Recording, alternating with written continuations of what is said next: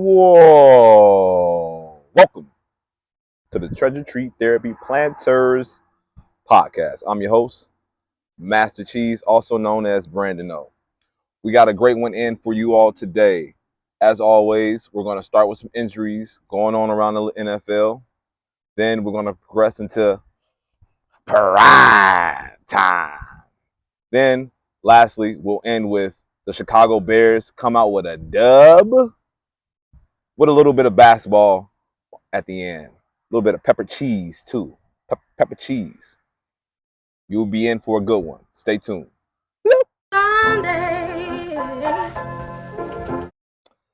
Welcome back to the Treasure Tree Therapy Planets podcast. I'm your host, Master Cheeze.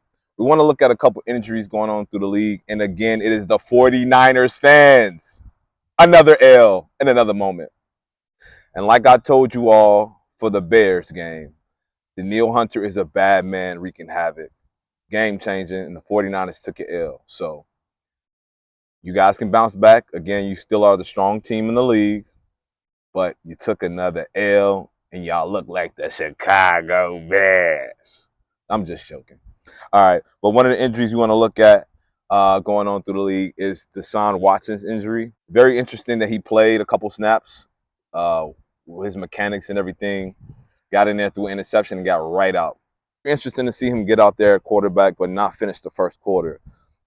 Seems like that rotator cuff is bothering him a little bit more than the Browns would have liked. He ended up with an interception and a lot of frustrated fantasy owners, I believe. But now with that rotator cuff injury is a sensitive one because it's tough to really push through an injury like that because it's within everything that you do. From long throws to short throws to intermediate throws, you need that rotator cuff to sustain you and to keep you going. So with his injury, it's something to monitor. I think if they're really wise, that they want DeShaun Watson to kind of push through. I think it'd be best to kind of keep him out for like a couple more games or so. Just kind of let that pain subside because he will be ramping it up and using it a lot more, especially already coming off of a bye week. So be tough for him. And that injury is something to kind of watch out for. That man's getting paid a lot of money, and they need him to perform, especially in a very tough division.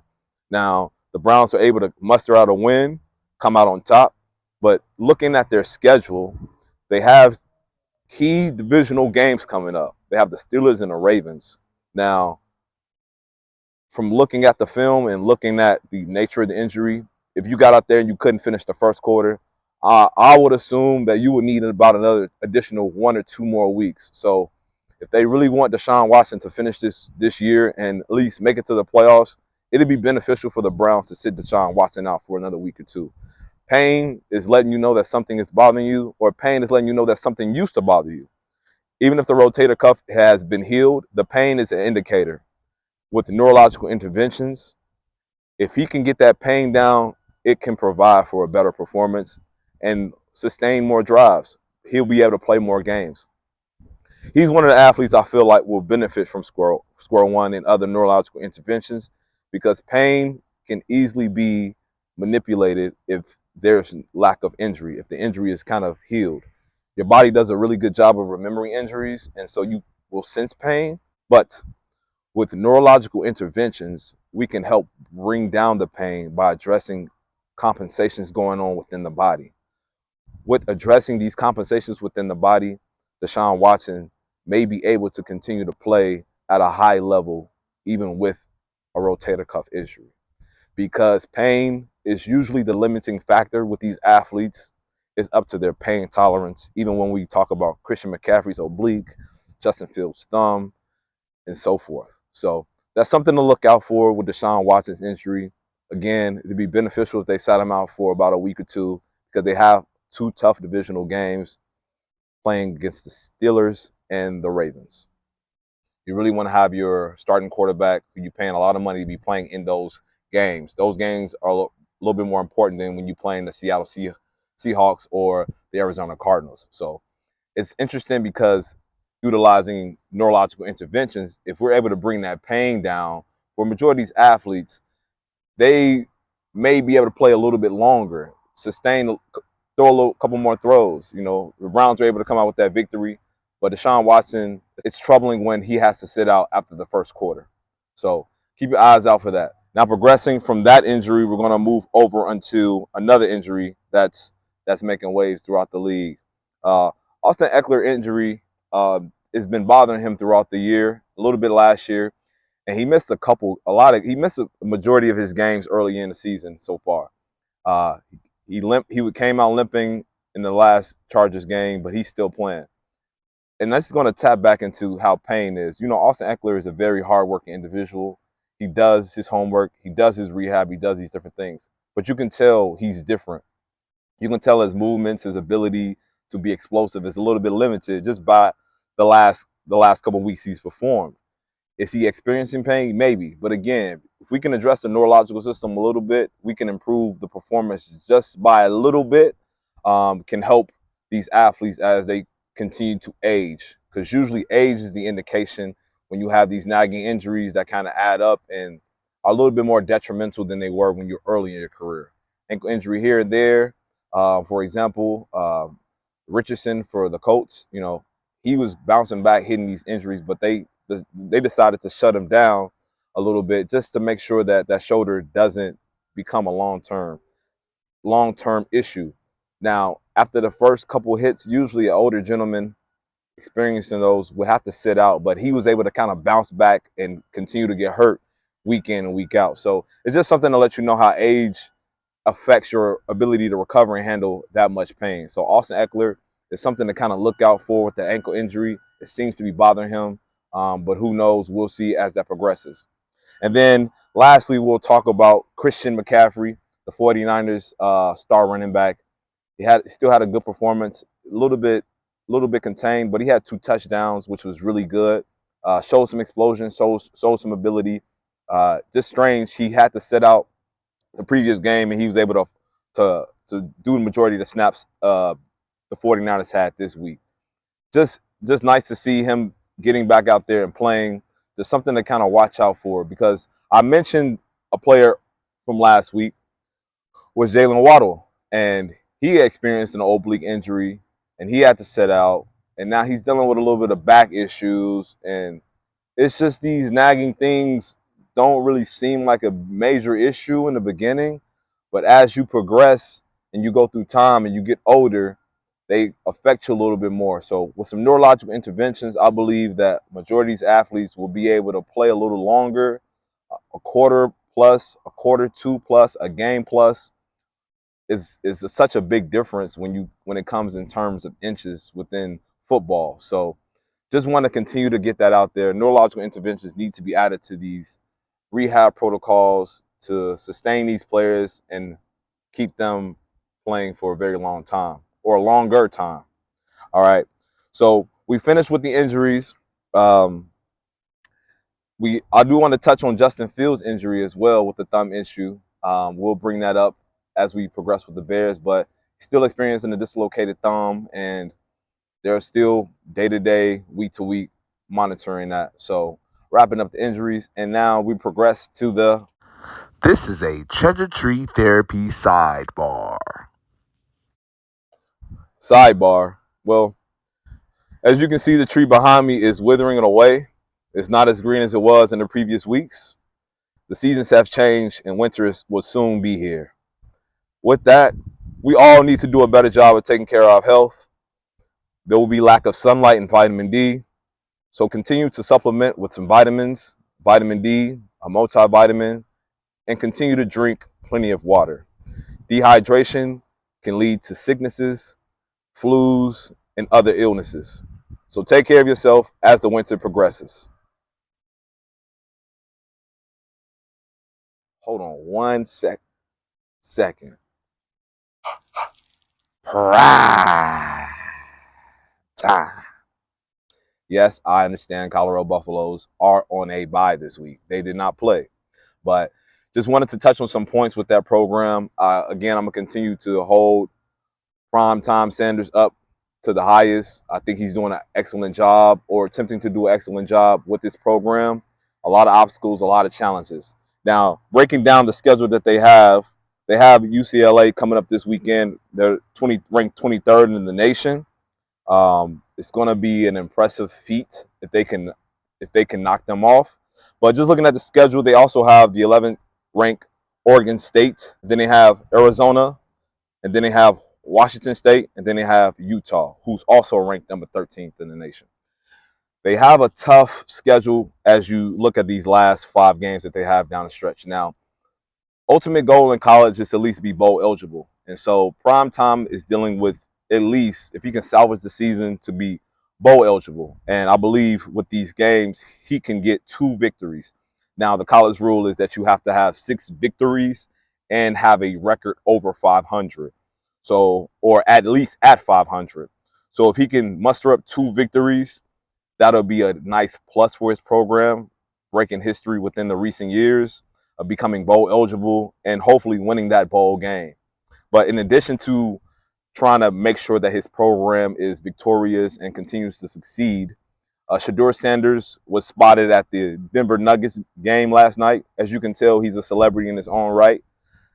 Keep your eyes out for this young man because he is an NFL quarterback. So just wonderful to see him getting out there. I know he probably should be doing some field studying, but the defense needs to be at home doing the field studying. And it's good to see him out there because Denver Nuggets area arena, not known for a lot of celebrities per se. So just good for him to be out there enjoying a good time with the Lakers battling the Nuggets. So from the prime time, we're gonna get into that Chicago. Hold on, gotta take these off. My bad. The Chicago Bears. Whew. A lot of controversy going in with the Bears winning this weekend. Tyson Bagent, Tyson Bagent, Tyson Bagent, Tyson. Tyson Bagent did a wonderful job leading the Chicago Bears to a victory this weekend. Now, he was able to go 21 for 29 with a touchdown and 1 sack. Just good for an underdog. You know, a lot of people talking about it coming from a Division II school. Just nice to see the underdogs doing well in NFL because it's not that easy to do. But I'm also touch on the base with the Bears' victory. It's nice to get that W, and again, we definitely need to give him his flowers for doing something that was hard for the Bears to do. Got a win at home, just coming out on top. But progressing into seriousness and with football, we have a tough task coming up this weekend up against the Chargers. Now, looking at the previous stat with Tyson, he went 21 for 29 and was sacked 1 time. As you can see, the flow of that game, I believe that the way the Bears were able to control that game, the Raiders were down their starting quarterback. Garoppolo was down with back injuries. Square one, he might need for his back, but he was able to battle a down, a little bit defeated, let's say a banged up Raiders squad. So in facing the Raiders squad, he came out on top. But if we look at Justin Fields, a similar game with Justin Fields had 29 pass attempts against the Washington Commanders. He went 15 for 29 against them, but he was sacked 3 times. And then he went 16 for 29 against the Bucks, and he was sacked 6 times. So although Tyson did a really good job, you can tell that game is hard to really show what kind of a true quarterback he is. Not a lot of pressure was delivered his way. He was able to get the ball out, and he had a strong running game, which has been pretty difficult for the Bears to have throughout the season. Now, the biggest telling thing that the Bears have to face are we have to go through the Lions. The Lions are winning our division. Minnesota Vikings are on a 2-game winning streak. So we need to knock off the Lions. The Lions are going to be our biggest test, regardless if Fields is in or Tyson is in. But Tyson has a big challenge coming up this weekend.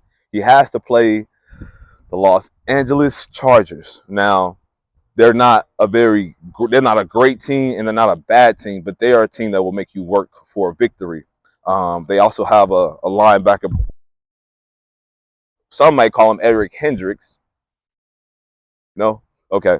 But he does a really good job of keeping the middle of the field occupied. It's hard to throw down the middle of the field, and you have to do a good job as a quarterback being more disciplined with your eyes. So if Tyson is going to be able to get this victory, he's going to have to put the ball away from Eric Kendricks, because rookies make mistakes, and hopefully this game is not where he makes the mistakes, but this will be a game where he will be challenged to do things that he has not had to do really against the Raiders. So they're going to bring a lot of pressure. As you know, the Chargers have a former Chicago Bear, Khalil Mack, hungry. He's also leading in the stat category throughout the NFL. So it's something to pay attention to if we want to make this a quarterback controversy. It's a little bit too early. Not a lot of competition has been given to Tyson quite yet. So far, majority of the players, fellow player has said that Justin Fields is still the quarterback of the Chicago Bears. Him in practice, I see the confidence, I see the preparation. Called after practice with him. I've helped him out any way I can, challenged him in practice. But I don't think there's a quarterback controversy. Everybody knows I'm a big Justin fan. I'm all for Justin, all for. So with Justin Fields still being the quarterback of the Chicago Bears, if the Bears can squeak through winning 3 of the next 4 games, it's going to be a big help leading into the Lions, playing the Lions. Now, we need to beat the Lions. Like, the season's over with if you don't beat the Lions. And I'm saying that because you have to play them twice. You already lost to Green Bay. You also lost to the Vikings. But if you can knock off the head honcho in your division, it leaves you with window to make it nice and juicy down the line. All right? So we'll look forward to seeing how the Bears do with the end of the season. But right now, there really shouldn't be a QB controversy. Just need to get through these games and see what Justin Fields does. Now, Justin Fields is also on the outside looking in because it's quick for teams to move off of you. And if Justin Fields has a hard time coming back healthy, a hard time showing this organization that they should pay him a lot of money, it's going to be tough for Justin Fields to get back in good graces with the Chicago Bears. So hopefully he can learn from his experience on the sideline, learn as the rookie gets his throws up, and come back a little bit more hungry, a little bit more competitive, and showing the league to stay on notice for Justin Fields. So, again, I like to keep these podcasts short, but we've wrapped up the NFL portion. NBA season has progressed. In the coming months, I will still introduce Chicago Bears' #1 fan. But the NBA is progressing. The Suns played last night. They went up against the Warriors. Pretty couple interesting games. 2 key points I want to point out is LeBron James. Again, 20-plus years in the league, hard worker. It seemed like they had him on a minute restriction. And very interesting is that you can tell the game is a little skewed now. Minutes restriction versus getting a W. The Lakers were on a great run with LeBron in the game, and they took him out when they had the lead within 3 or 4 points. It's kind of weird when you do stuff like that in the beginning of the season because these games come back to haunt you down the line. So just kind of keep your eyes out for LeBron James and his minutes restrictions. A wonderful guy. I feel like is a great candidate for having some neurological interventions done. I know he does a lot of hard work, but a couple neurological interventions will kind of help progress him as he manages and staying away from injury. The Squirrel One, in addition to other neurological interventions, help reduce your risk of injury and improve your proprioception. With improved proprioception, you decrease your risk of injury. So that's just some stuff that I'm spitting out. But besides LeBron James, we're going to look at Kevin Durant. Now, with Kevin Durant, he's battling his Achilles injury from the previous years. It's strange to watch Kevin Durant just sitting in the side like a role player.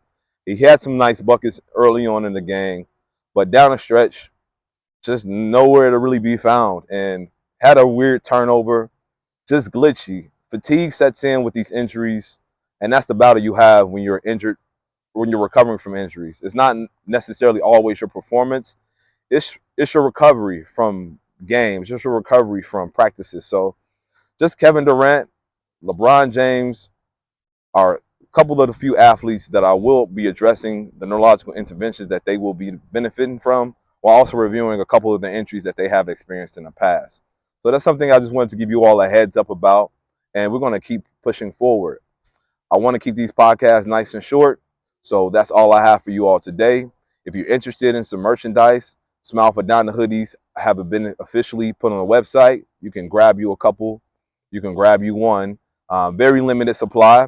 Check out the TreasureTreeTherapy.com website. And again, we are planting seeds today for future generation success.